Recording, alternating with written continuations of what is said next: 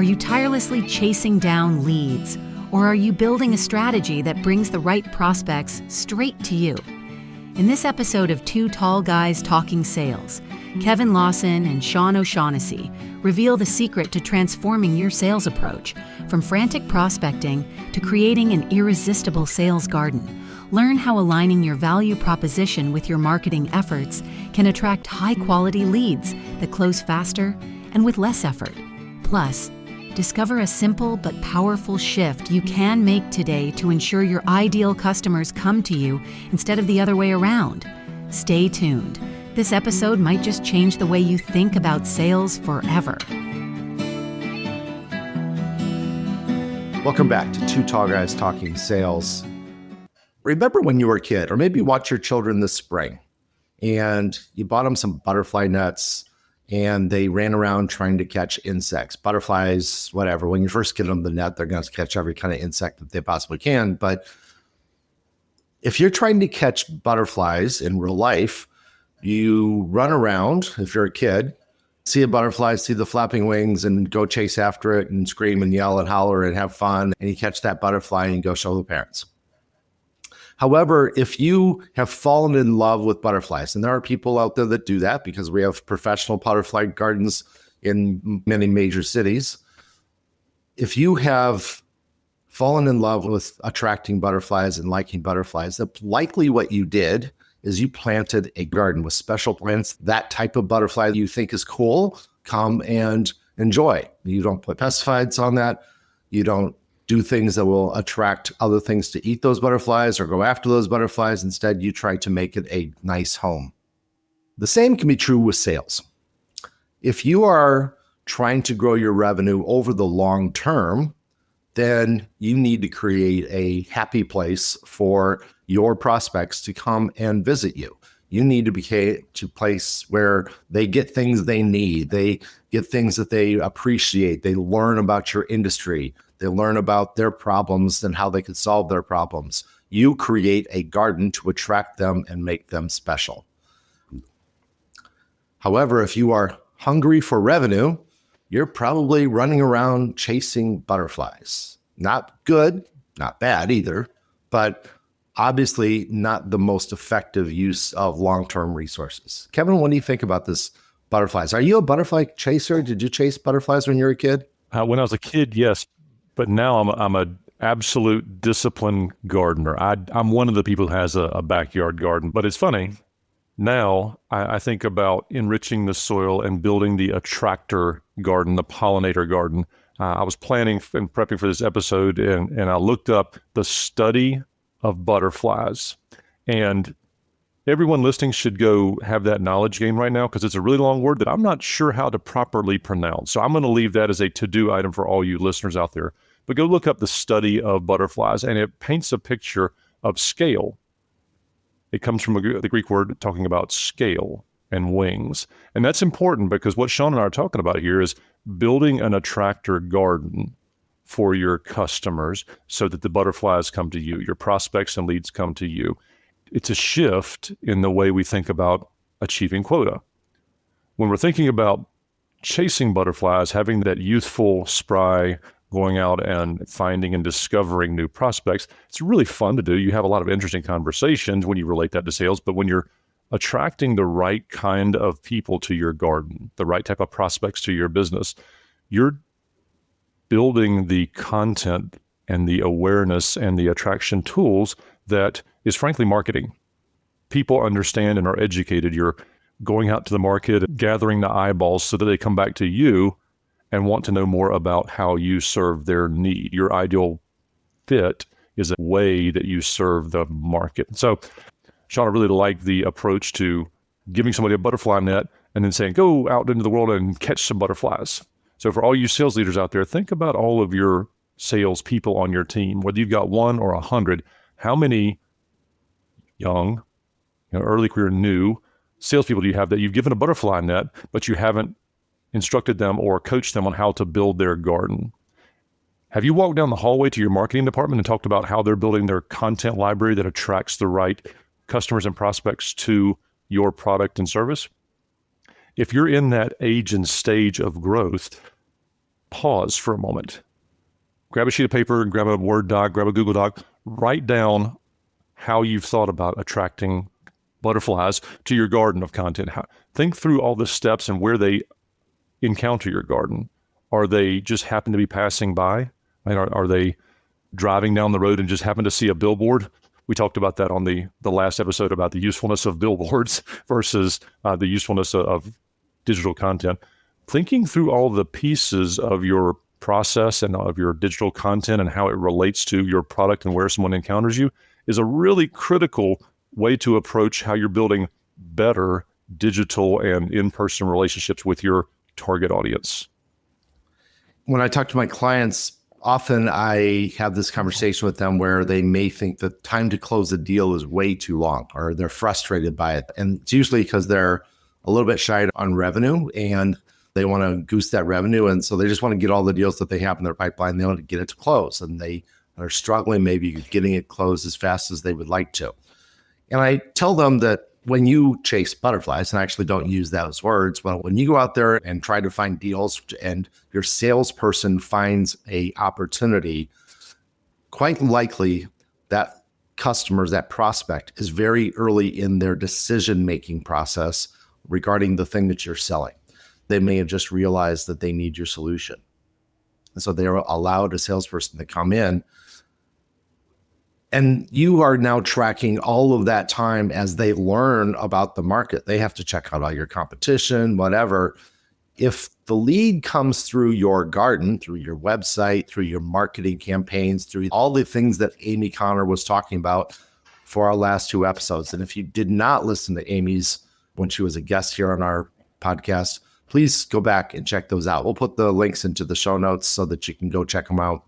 But the whole idea is if you can get customers to come to you, then they are probably better prospects for you. You are probably more likely to close them if they have spent time in your garden, if they have spent time reading your material. Those are great prospects, great leads, and they are probably higher close, easier to close, faster to close prospects than if you had to chase them down with a butterfly net. That's not a short-term problem. That is a long-term problem. It takes time to build that garden. It takes time to till the soil to make that work. It takes time to have the plants grow so they're attracted, i.e. the data, the information that you're sharing on your website and in your social media campaigns. It takes time to get attraction to those things. Those things do not happen overnight. However, if you want to build a sustainable hobby of bringing in revenue, or in the case of Kevin, a sustainable hobby of attracting butterflies, then you just have to think ahead. And just like Kevin was talking about, he was planning his garden for this year.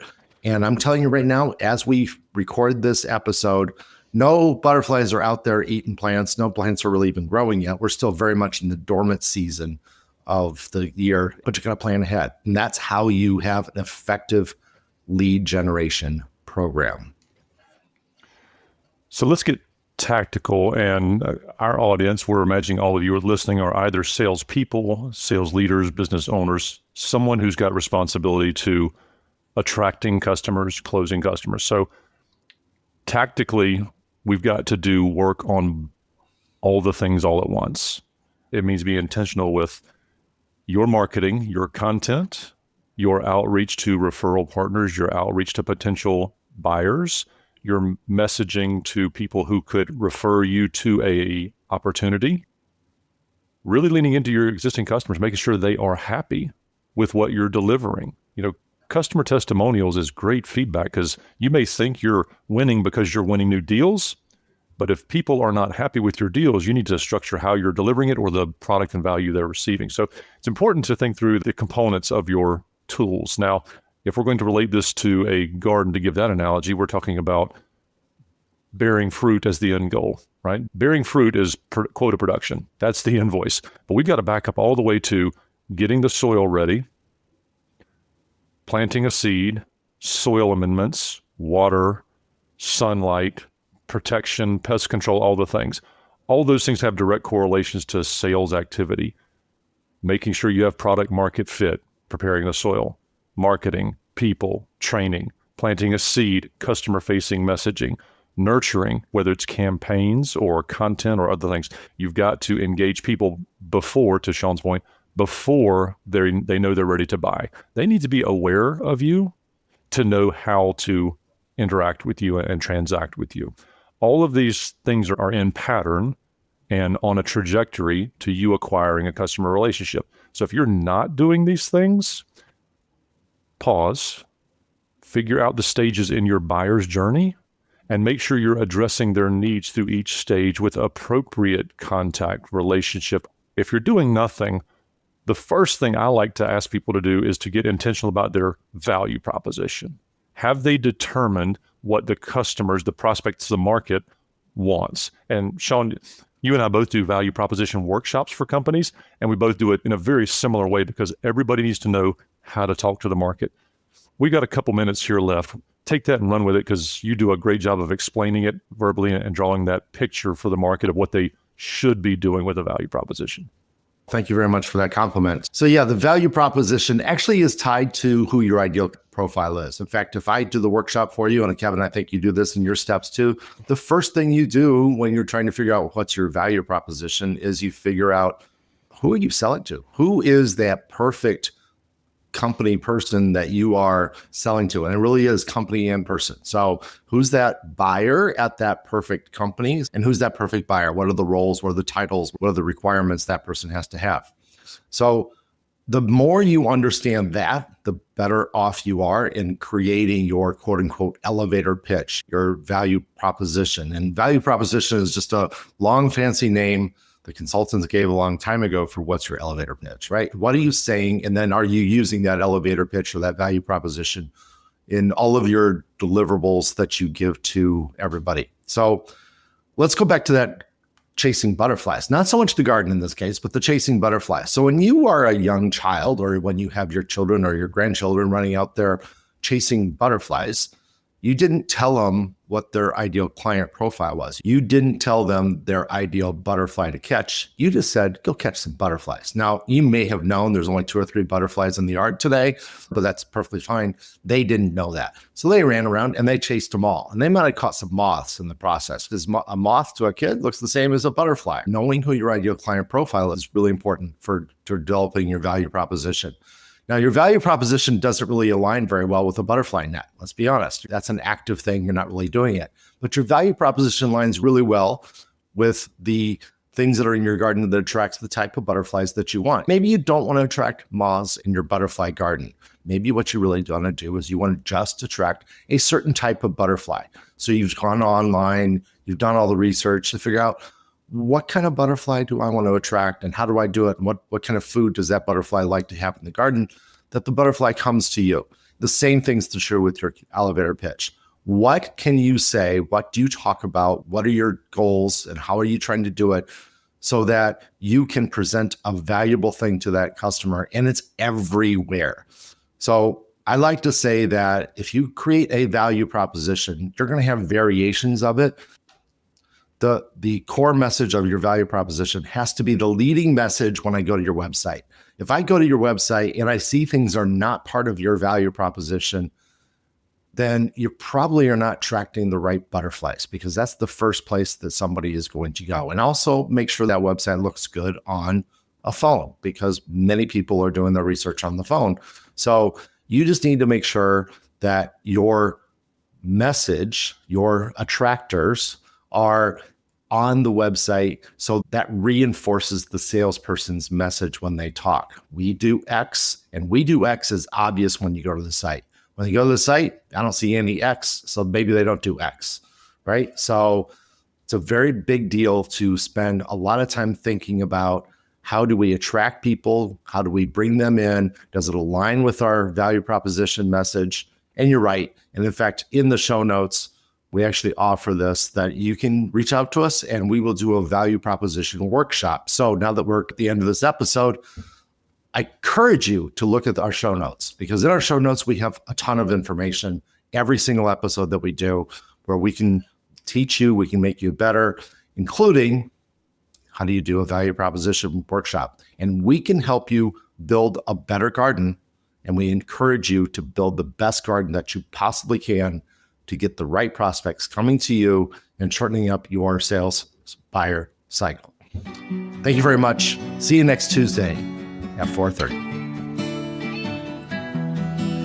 What a great episode. I love butterflies, and now I cannot wait until summer comes to see them floating around my garden. Today, we learned how the best salespeople don't just chase leads. They create an environment where the right prospects naturally come to them. Kevin's analogy of building a sales garden really stood out. If you want a steady stream of high-quality leads, you need to cultivate the right messaging, nurture relationships, and position yourself as the go-to expert in your industry. That means working closely with marketing, crafting valuable content, and ensuring your brand is consistently attracting ideal buyers. It's not just about more leads, it's about the right leads, ready to engage and eager to buy. And let's not forget today's significant actionable item, taking a hard look at your value proposition.